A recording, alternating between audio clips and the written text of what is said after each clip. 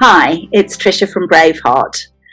I want to share this marvellous little exercise that we do in the thinking environment, which is called turning issues into questions.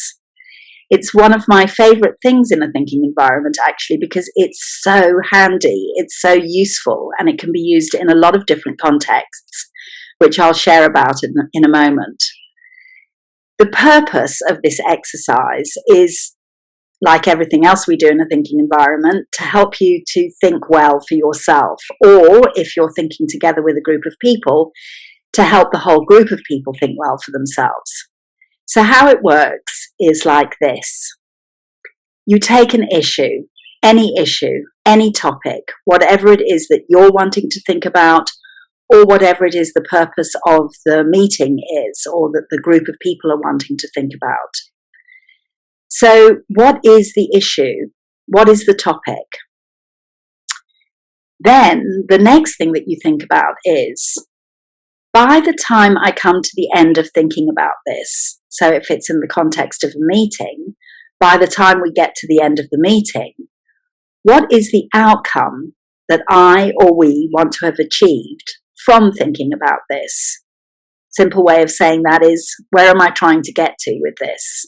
What do I want to accomplish from thinking about this?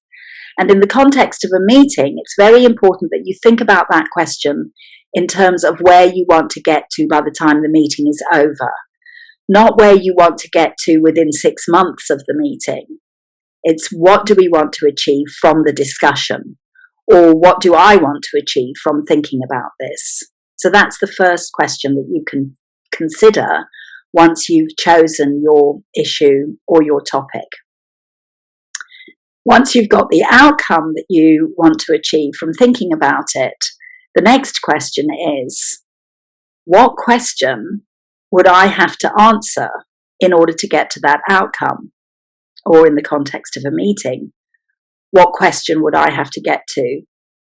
What question would we have to get to in the meeting in order to be able to think about what we want to think about, in order to be able to get to the outcome that we want to achieve by the end of the meeting? So I thought about an example that I could share in order to give you an idea of how this works.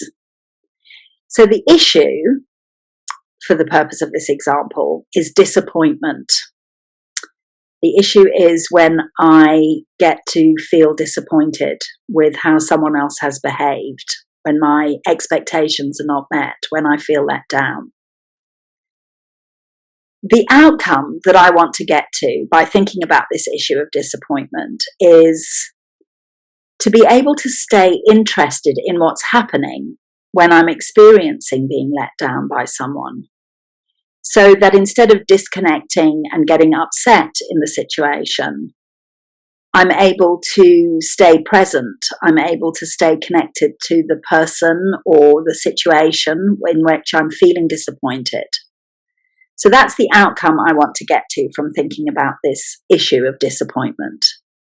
So then I ask myself, what question would I need to answer for myself in order to be able to not disconnect, not withdraw, not go away feeling wounded and upset in situations of disappointment, but to be able to stay interested and see what might happen next?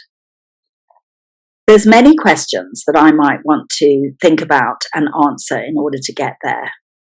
One that came to mind for me was, what might I not know is going on for this other person, which if I knew it, would help me to understand why they're behaving in the way they're behaving, and why that behaviour is causing me to feel let down.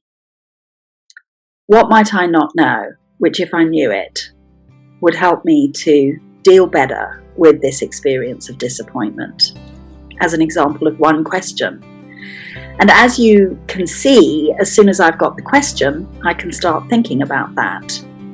And who knows where that thinking might take me.